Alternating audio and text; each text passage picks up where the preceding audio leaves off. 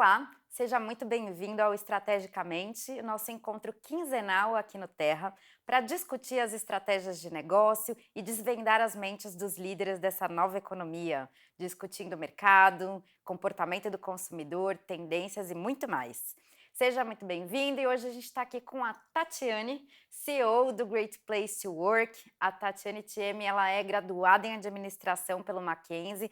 Ela tem uma pós-graduação de inteligência de mercado pela FIA e também um MBA executivo na Inspir. Ela tem mais de 20 anos de carreira e, dentre esses 20 anos, 18 anos no Great Place to Work. Bem-vinda, Tati, é um prazer tê-la aqui. Acho que vai ter bastante caldo para a gente discutir sobre muitas questões relacionadas ao mercado de trabalho.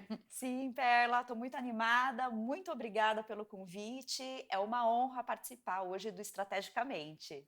Bom, vamos começar aqui com o que interessa, que é primeiro atualizar as pessoas sobre o que é o Great Place to Work, e basicamente, dentre esse conceito do que a empresa tem para oferecer, como funciona o processo de relação com seus clientes, né? Então, conta um pouquinho da trajetória e o posicionamento atual da marca Great Place to Work. Bom, Perla, Great Place to Work é uma empresa global, hoje presente em 98 países, que ajuda as organizações a atingirem melhores desempenhos, né, de negócio, melhores faturamentos, a partir de uma cultura de confiança, alto desempenho e inovação.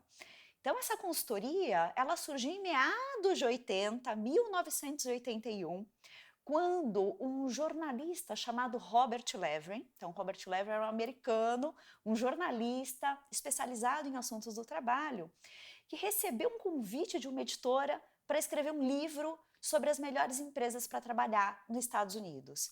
E a partir desse convite, o Robert, ele saiu a campo para conversar com colaboradores, com funcionários de diversas organizações.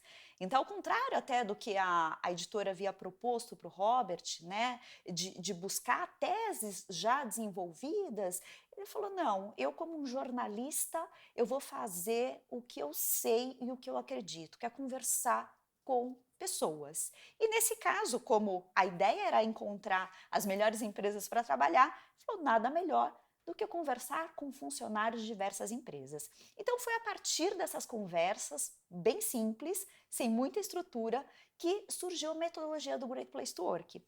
E como o Robert fez isso? Ele escolheu algumas empresas e conversou ali com o RH para separar um grupo de 10, 15 pessoas para que ele pudesse ter ali uma hora conversando abertamente com aqueles colaboradores. E naquelas pesquisas, naquelas conversas, ele fazia somente duas perguntas, Perla. Ele perguntava primeiro o que as pessoas gostavam da empresa e depois o que as pessoas achavam que devia ser melhorado. Interessante, Duas perguntas só. duas perguntas apenas. E o interessante é que o Robert, ele era cético com relação ao tema. Ele não acreditava que existiam boas empresas para trabalhar. Então ele pessoalmente não tinha boas experiências e cresceu ouvindo o pai dele falando muito mal da empresa onde trabalhava. Então ele cresceu com aquele estigma de que o trabalho era necessário, né? Era o ganha-pão, mas não tinha como ser feliz numa empresa, que era a parte ruim da vida.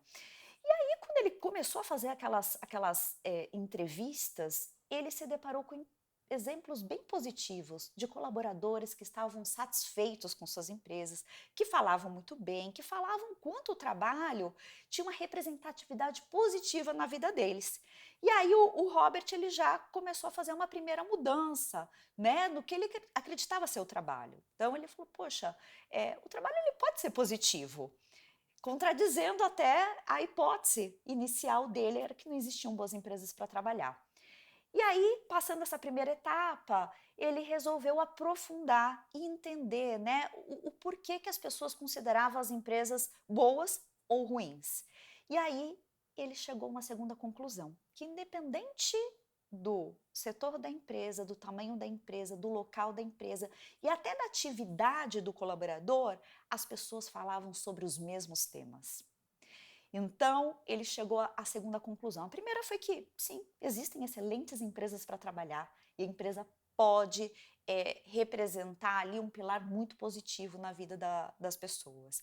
E a segunda conclusão foi que qualquer empresa, de qualquer tamanho, em qualquer lugar, pode ser um Great Place to Work. Foi daí que surgiu a nossa metodologia. Essa primeira publicação do Robert acabou sendo um best-seller, fez o maior sucesso. E ele continuou fazendo esses estudos, né, para entender a dinâmica das organizações, então o que, que elas faziam para ter essa excelência, né, na experiência do colaborador. E aí ele entendeu que as empresas que ele tinha mencionado naquela primeira publicação, muitas não conseguiram manter o nível de excelência. E resolveu buscar, então, um método para avaliar anualmente essas organizações. Então, ele desenvolveu uma parceria, né, com um jornal, o New York Times, nos Estados Unidos, para conseguir fazer um estudo anual dessas melhores empresas para trabalhar e colocar o termômetro e entender se de fato elas continuavam com aquele nível de excelência. E aí, conversa vai, conversa vem. O fundador do Great Place to Work no Brasil, que é o José Tolov, estava na época nos Estados Unidos e conversando com Robert Levin, gostou muito, né, da temática e resolveu trazer Great Place to Work para o Brasil. Isso já em 97.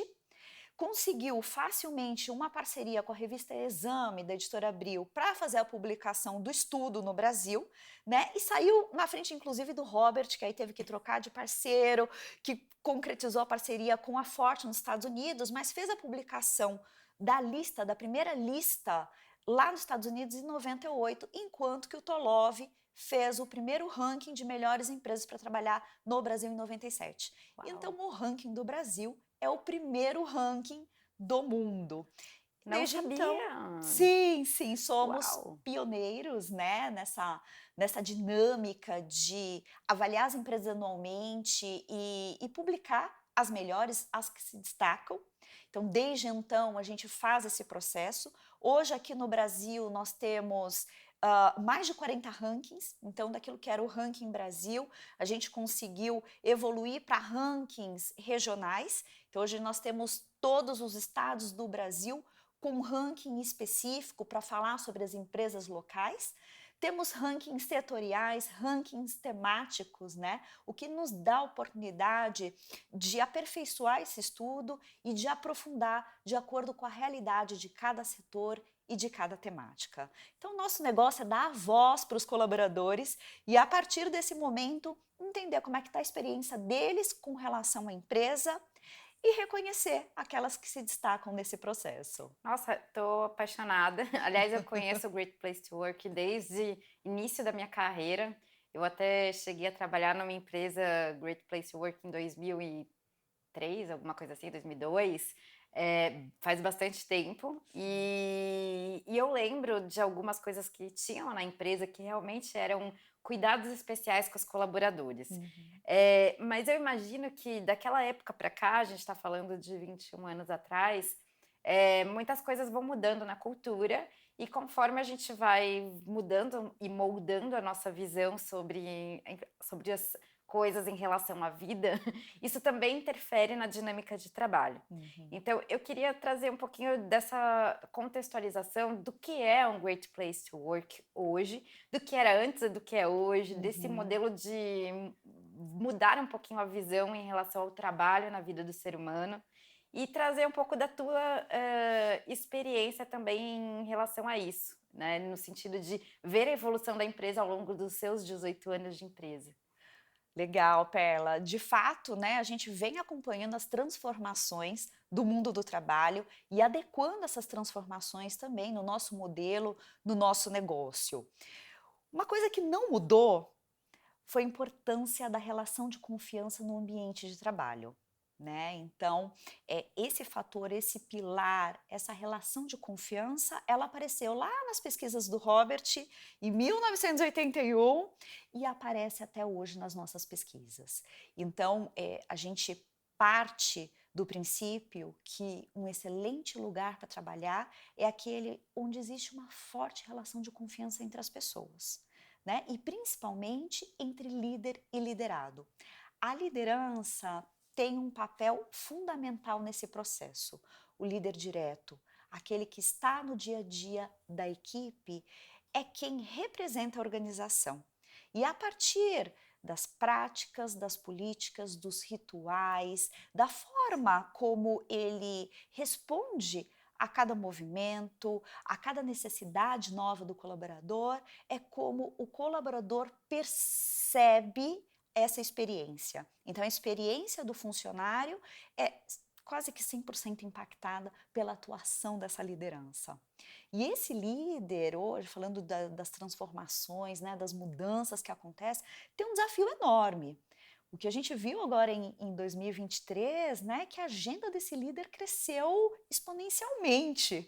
Ele que, né, é responsável também por trazer os resultados de negócio, cuidando muito bem da equipe, porque resultado é consequência da forma como as pessoas percebem o trabalho, percebem a organização, então isso dita o ritmo, o retorno que o colaborador dá para a empresa num formato de trabalho. Ele precisa cuidar também de questões que envolvem diversidade, precisa ter uma equipe diversa, precisa saber lidar com as várias gerações que tem hoje dentro de uma mesma estrutura, dentro de uma mesma área. Então ele tem uma geração Y trabalhando com alguém que veio, né, que é baby boomer e tem que estar ali sempre adequando, né, a forma como ele faz a gestão dessas pessoas. As decisões dele não podem mais considerar somente o ambiente ali interno da organização, né, a própria área, essa decisão que eu vou tomar, ela beneficia a minha área? Legal. Beneficia a minha empresa? Ótimo. Mas não é só isso. Ele precisa entender se as decisões também impactam positivamente, além dos muros da organização, a sociedade, o meio ambiente. Então, a agenda da liderança, Pela, assim, está cada vez mais desafiadora. E o ponto principal, né, que a gente reforça e saiu no nosso relatório de tendências desse ano, foi o desenvolvimento da liderança. Então, o grande segredo é estar constantemente desenvolvendo esses líderes para que consigam atuar nesse contexto tão desafiador, né? E quando o líder faz isso muito bem, ele consegue desenvolver essa relação de confiança, ele consegue também desenvolver o orgulho das pessoas pelo trabalho que realizam, pela imagem da empresa no mercado. E também um terceiro pilar que é muito importante, que define o que é um Great Place to Work, é a relação entre pares, entre áreas. Então, tá todo mundo no mesmo barco, seguindo o mesmo objetivo, é fundamental para a empresa atingir os melhores resultados. Nossa, você trouxe aqui tantos assuntos que eu estou querendo me aprofundar em alguns, principalmente quando se trata de liderança. Até por ter tido uma carreira, né, em cargos de liderança, sei muito bem o que a gente tem sofrido de pressão para, de um lado, sustentar e desenvolver o negócio, e de outro, muitas vezes focado, né, em pessoas, desenvolver pessoas, criar uma relação positiva, e às vezes existe um conflito entre o que a empresa precisa de curto prazo em relação a EBITDA, resultado, desempenho, versus o cuidado com as pessoas. Porque, às vezes, isso significa ter que espremer um pouco a mais as pessoas para trabalhar mais, para trazer mais, para desempenhar mais. E até mesmo por estudar sobre o tema há muito tempo, eu posso trazer também um pouquinho da minha percepção de que o que você trouxe sobre o índice de confiança é uma das coisas que eu entendo ser o mais importante, né? Porque quando você confia que vai dar certo, quando você acredita que vai dar certo, ou que você acredita nas pessoas que estão ao seu redor, ou quando você acredita na empresa, você até dá mais de você, né? E eu entendo que existe um desafio muito grande aqui quando a gente fala de confiança e quando a gente fala de liderança, que é as relações efêmeras que estamos vivendo na sociedade, né? Cada dia mais difícil ter profundidade nas relações. A gente mal tem tempo para dedicar para a família, quanto mais para construir relações. Muitas vezes tendo equipes muito grandes, né, concentradas na mão de uma pessoa. É difícil manter, né, uma proximidade, uma relação de confiança sem estar realmente preocupado e se importando com o outro. E, ao mesmo tempo, eu entendo que a cultura da empresa está muito nas metas e nas regras que ela coloca para que essa liderança possa, né, direcionar para esse caminho, um caminho que traga colaboração e não a competição, um caminho que traga as pessoas no centro das decisões e não só o negócio sendo beneficiado, né. Então, eu entendo que aqui existe um grande desafio, que é alinhar a expectativa da companhia em relação ao resultado, versus entender que cuidar das pessoas é um resultado, porque no médio e longo prazo isso vai gerar maior desempenho. As pessoas vão entregar mais de si, estando engajadas, né, com algo maior. E aqui entra o terceiro ponto que eu queria trazer, que é a força de um propósito dentro de uma companhia. Como uma das minhas especialidades é branding, eu trago muito sempre essa visão de que propósito é potência, porque ajuda a trazer um senso de orgulho no funcionário e um senso de pertencimento a algo maior e vira um fio condutor de tomada de decisão que acaba evitando a briga por opinião, né? Do eu tô certo e você tá errado, ou você tá certo e eu tô errado, mas ambos estando alinhados com o propósito, sabemos que se essa decisão vai contra um propósito, independente do que cada um gostaria individualmente, sabemos que essa é a melhor decisão para o todo. E aí eu entendo que propósito é desempenho, porque justamente faz as pessoas se integrarem e potencializa o negócio, porque desempenho é integração para gerar potência, né? Então, quanto mais estamos unidos sobre o mesmo objetivo, mais chegamos do outro lado. Por isso que fiz essa costura toda, sair de confiança, chegar no propósito e entender agora, vou fazer uma pergunta direta, né, sobre o Great Place to Work, como que o Great Place to Work consegue tangibilizar algo subjetivo que tem a ver com confiança, tem a ver com propósito, e que aí chega no terceiro ponto, que acho que é o objetivo do Robert lá atrás, falar sobre felicidade, né? Porque se você está feliz, você produz melhor, né?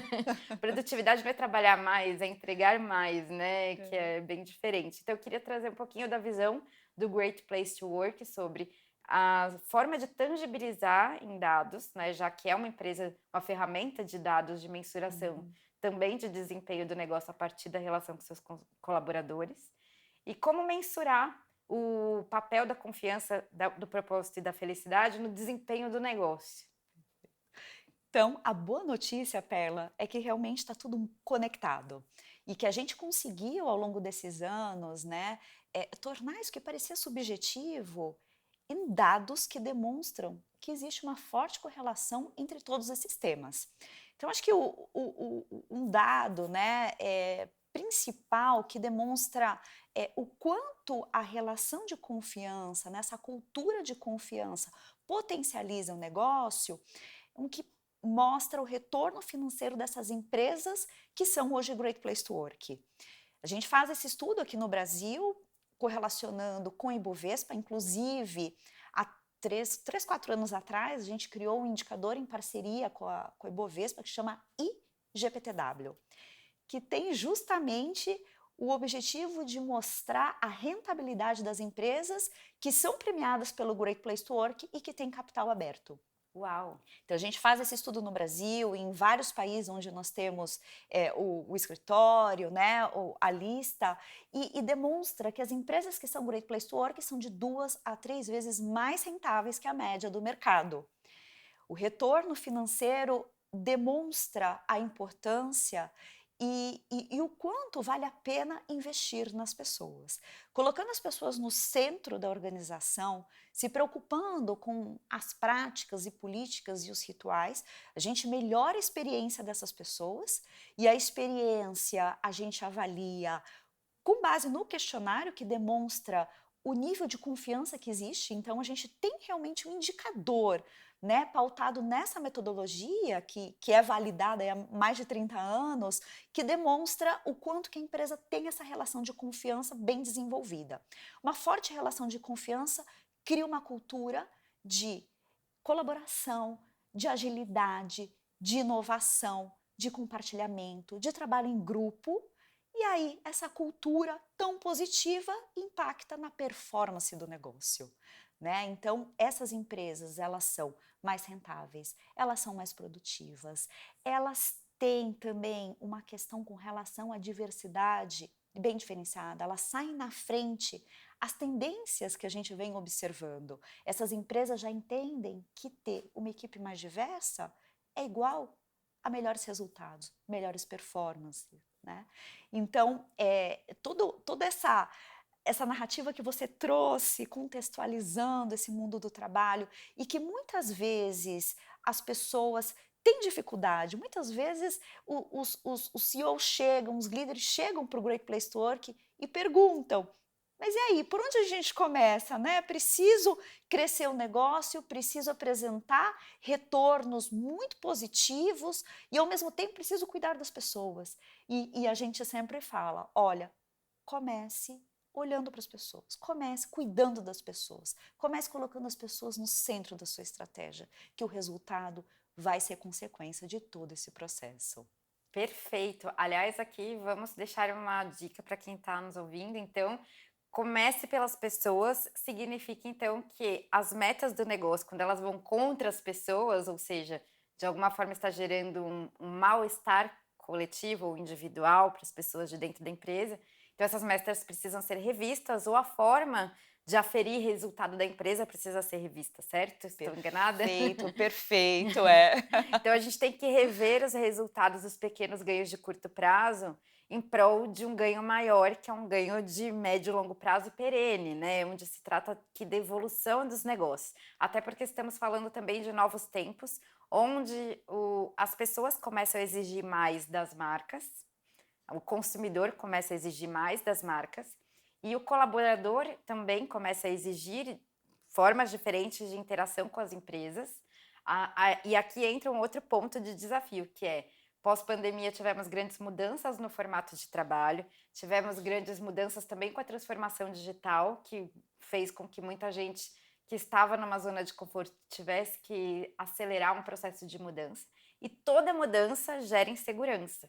Então, quando a gente fala de confiança num cenário extremamente inseguro para o ser humano em geral, acho que para o dono do negócio em termos de resultado, por causa do processo todo de mudança cultural, de mudança econômica, de vários impactos que isso gerou em muitos setores, fora muitas pessoas que estavam acomodadas num modo operante dentro de uma empresa há muitos anos fazendo igual, tendo que mudar, fora todo o ambiente de competição que gera quando está vivendo uma escassez, né? Ou seja, uma situação difícil em termos de fatores de corte, em termos de fatores de, enfim, de competitividade entre líderes e tudo mais. Então, um ambiente propício ao modo sobrevivência que eu chamo, que é aquele modo que a gente entra em pânico e começa a se autodefender, enfim, não trabalhar junto, né? Fica aquela situação mais difícil de insegurança.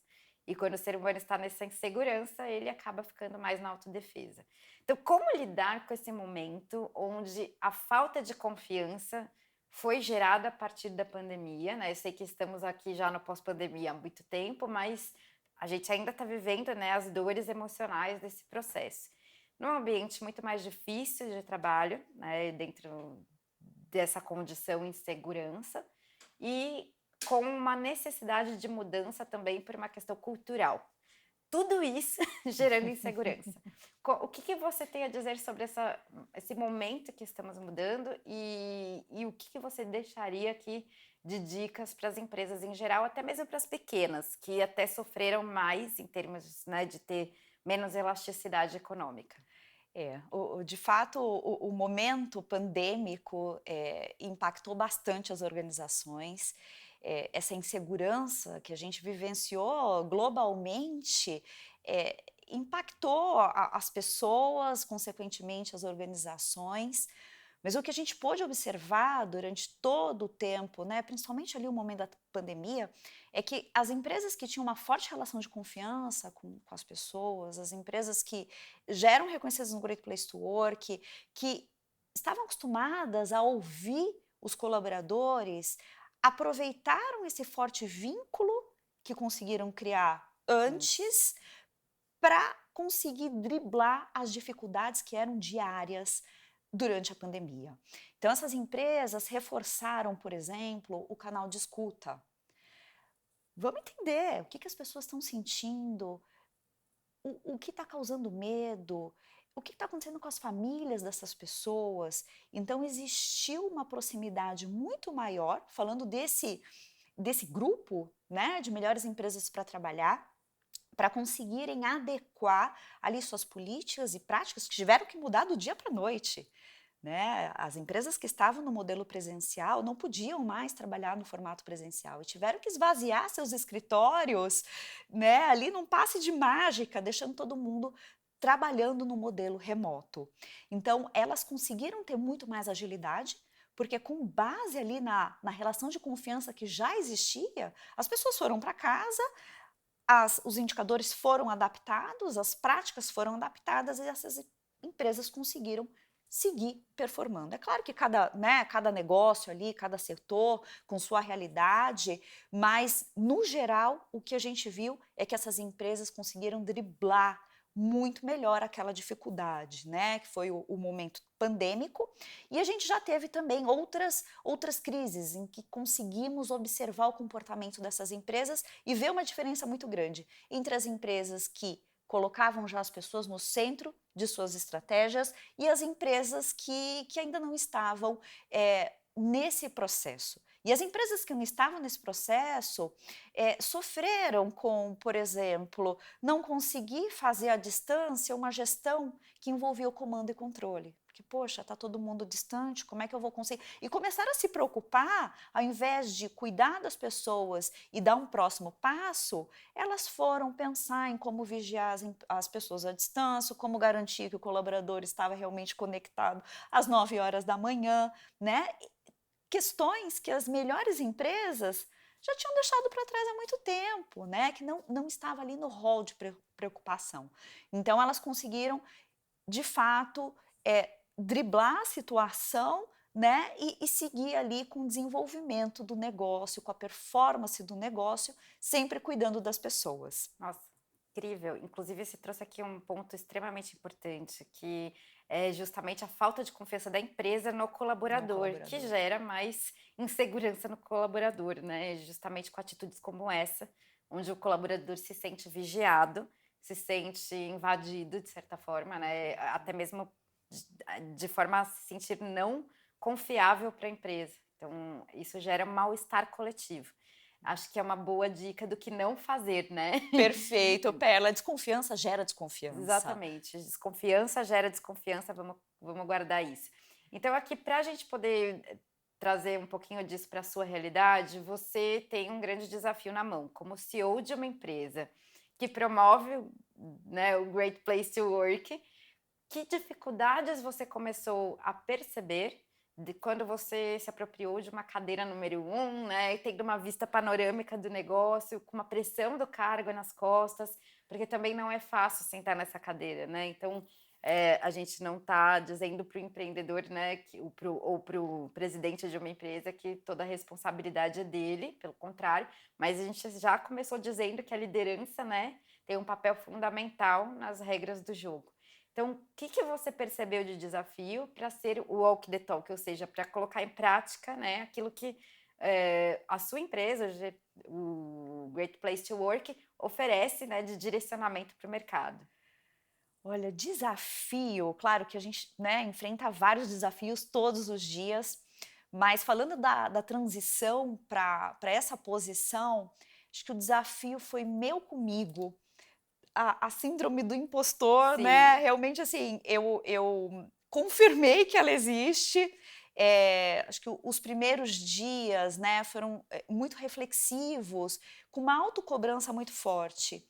E o que me ajudou muito em todo esse processo foi ter uma relação de confiança muito bem estabelecida internamente, então com os meus superiores, com o Rui, que foi meu antecessor, que era o CEO do Great Place to Work, que eu pude me abrir e falar sobre os medos que eu estava sentindo, sobre como eu estava enxergando e até a fragilidade que tomou conta assim num primeiro sim. momento. E foi ótimo poder conversar, poder falar com ele sobre tudo isso, né? Ele me trouxe ali de forma muito transparente, né, assim, toda a minha trajetória e o porquê eu havia conquistado aquela posição e o quanto ele confiava em mim e quais as características que ele valorizava em mim e tudo isso acho que foi fundamental para eu virar essa chavinha, né, daquele primeiro momento da síndrome do impostor, né, que dominou e de fato ver tudo que eu tinha de positivo ali para abraçar, né? Então, do orgulho de ser mulher, mãe, esposa e conseguir equilibrar, né, e levar tudo tão bem, de estar num ambiente de confiança, de ter desenvolvido grande parte da minha carreira numa empresa em que eu pude exercitar os meus vários papéis, né, desde o imagina, eu casei e eu estava no Great Place to Work, então teve a fase de preparar o casamento, teve depois as gestações, né, a licença maternidade, então o retorno das licenças e com a relação de confiança a gente conseguiu driblar ali todos os desafios e me sinto hoje, Perla, numa posição muito privilegiada de estar CEO em uma empresa que tem um propósito tão especial, que faz o bem, né? Que a gente tem essa missão de transformar o mundo, de transformar a sociedade a partir das empresas e de ser um exemplo, de mostrar para outras mulheres. Então, que na minha geração ainda acompanhei muitas mulheres abandonando suas carreiras, seus sonhos de carreira, porque também queriam a maternidade, porque também queriam casamento e não viam a possibilidade de ter todos os contextos dentro de uma mesma vida. E eu olho para mim e me vejo assim muito realizada em todos os papéis, né? Conseguindo equilibrar. Ah, Tati, todos os dias você consegue ser executiva, mãe, não, se olhar dia a dia, tem dia que eu sou mais executiva, tem dia que, graças a Deus, eu consigo me dedicar mais à maternidade, tem dia que eu sou mais esposa, mas quando eu olho para um mês, quando eu olho para um período maior, eu falo, poxa, eu consegui Equilibrar. realizar muito bem todos os papéis que a vida me proporcionou. Nossa, que Então, lindo isso. Eu até fico emocionada porque realmente acho que não é fácil. Eu também sou mãe. Eu, por exemplo, já foi o contrário, eu abandonei a minha carreira, né? Que justamente não consegui um ambiente tão acolhedor, mas eu acho que acontece com muitas, né? Mais de trinta por sim, cento das mães, pelo que a gente tem de dados. Mas eu acho que a grande lição também aqui é o papel da tua liderança em te inspirar, em te fazer se enxergar e em te empoderar. Então, eu acho que recado você deixaria para os líderes que estão nos ouvindo ou nos assistindo e até mesmo para os colaboradores que estão vivendo alguma dificuldade, né? Então, como lidar com ambientes tóxicos ou transformar ambientes tóxicos em ambientes que são colaborativos, que são great place to work, ser um agente de mudança. então, para os líderes, né, que estão aqui acompanhando o programa, a grande sugestão é colocar realmente as pessoas no centro das soluções dos problemas e da realização do negócio, ouvindo essas pessoas. O primeiro passo é ouvir, é entender a percepção delas com relação à tratativa no dia a dia, às dificuldades que elas sentem, aos medos, ao o que ele, como gestor, precisa fazer para que as pessoas se sintam respeitadas. O que ele precisa fazer para desenvolver a credibilidade como líder? O que ele precisa fazer para desenvolver o sentimento de justiça? Então, hoje, a pesquisa do Great Place to Work ela já está disponível para empresas a partir de 10 colaboradores. Uau! Então, essa foi uma mudança que a gente conseguiu fazer ao longo da nossa história. Num primeiro momento, a pesquisa era voltada para empresas a partir de 100 funcionários, né, que era característica dos rankings. E desde o momento, em 2017, que a gente conseguiu implementar o modelo de certificação, nós democratizamos a pesquisa do Great Place to Work. Então, disponibilizando para empresas a partir de 10 colaboradores. E com essa escuta sigilosa, verdadeira, a gente consegue ter um diagnóstico do ambiente, entender quais são os pontos de melhoria, o que o gestor precisa fazer para que as pessoas se sintam mais engajadas. E mais engajadas, a gente consegue ter o melhor das pessoas. A gente costuma dizer no Great Place to Work, não queremos somente as melhores pessoas. Nós queremos o melhor das melhores pessoas, porque não adianta ter o melhor currículo na empresa, o melhor profissional, se a gente não tem a melhor versão dele.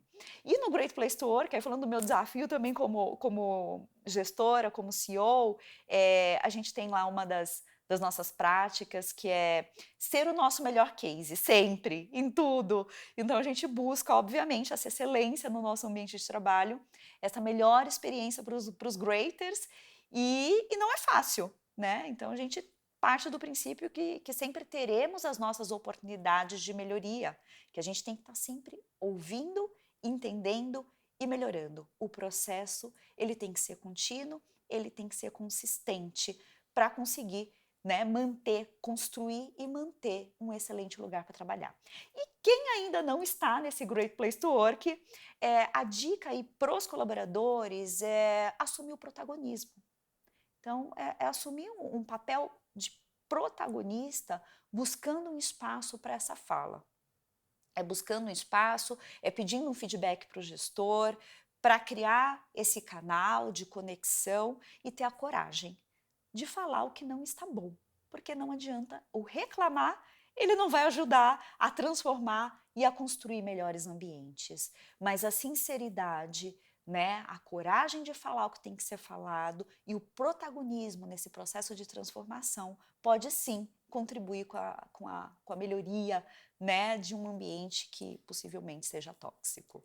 Dá-lhe inteligência emocional, né? Dá-lhe inteligência emocional, Dá-lhe inteligência emocional. Acho que estamos falando aqui de um desafio do século. Bom, foi um prazer imenso, Tati, ter esse papo com você. Aliás, um papo super inspirador. Você é inspiradora, sua fala já emociona, então você tem esse poder. Então, vamos nos inspirar em quem está fazendo acontecer de uma forma positiva, né? Ai, foi muito bom, Perla, adorei também. Obrigada, Tati. obrigada a você que está assistindo até agora ao nosso programa e esperamos você daqui 15 dias na nossa próxima entrevista.